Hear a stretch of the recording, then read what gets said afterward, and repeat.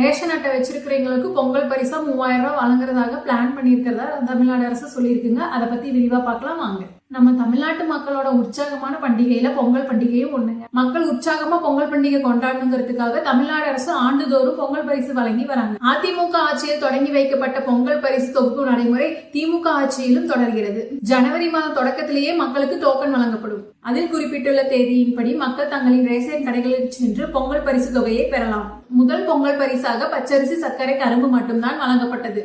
பின்னர் பொங்கல் பரிசு தொகுப்புடன் ரொக்கப்பணம் வழங்குவதும் அதிமுக ஆட்சியில் நடைமுறைக்கு கொண்டு வரப்பட்டது. 2021ஆம் ஆண்டு சட்டமன்ற தேர்தலுக்கு முன்னர் அப்போதைய முதலமைச்சர் எடப்பாடி பழனிசாமி ரேஷன் அட்டைதாரர்களுக்கு 2500 ரூபாய் ரொக்கத்தை பொங்கல் பரிசாக வழங்கினார். பொங்கல் பரிசு தொகையிலே இதுவரைக்கும் அதிகமா வழங்கப்பட்டது அப்போதான் 2500 ரூபாய். இது மக்களிடையே நல்ல வரவேற்பை பெற்றது. 2021ஆம் ஆண்டு தேர்தலில் வெற்றி பெற்ற திமுக அரசு தொடக்கத்தில் பொங்கல் பரிசு தொகுப்புடன் 1000 ரூபாய் ரொக்கம் வழங்கியது.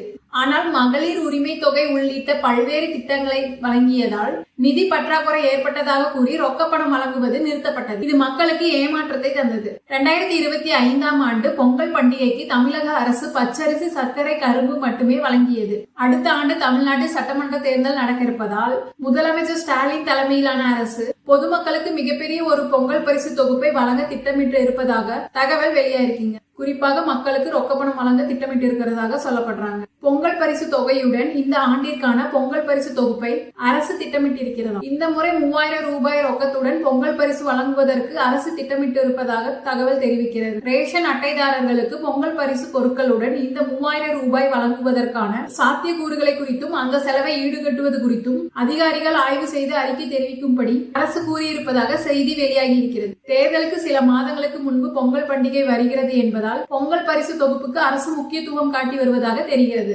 அதை தவிர பொங்கல் பரிசு தொகையில் இடம்பெற்றுள்ள பொருட்கள் தரமானதாக இல்லை என்ற குற்றச்சாட்டு எழுந்த நிலையில் இந்த ஆண்டு அவை தரமாக இருப்பதை உறுதி செய்ய அதிகாரிகளுக்கு அரசு உத்தரவிட்டுள்ளது.